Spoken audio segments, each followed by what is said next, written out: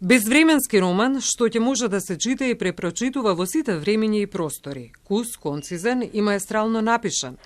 И толку потребна книжевна согледба за ранливоста и моќта на човековата микрокосмичка положба во макрокосмосот на системот. Стои во образложението на жири комисијата за наградата Роман на годината.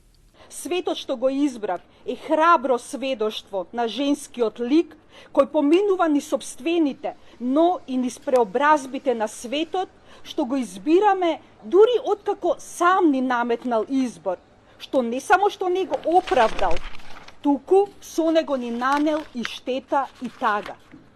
Личната приказна за Леона, која како средовечна жена ги напушта сопругот, домот, до тогашниот живот и статус и почнува од нула во подрумска соба среде Скопје, истовремено се преплетува со општествено-критичката приказна за образовните реформи, во чија комисија хонорарно соработува и Леона.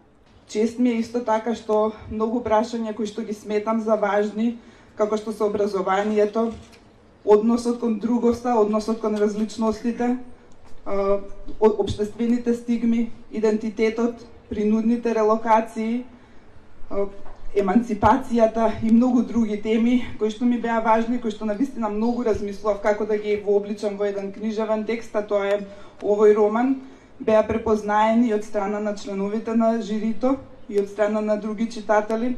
Наградата Роман на годината се доделува по 26 пат. Годинава на конкурсот се пријавија 43 романи.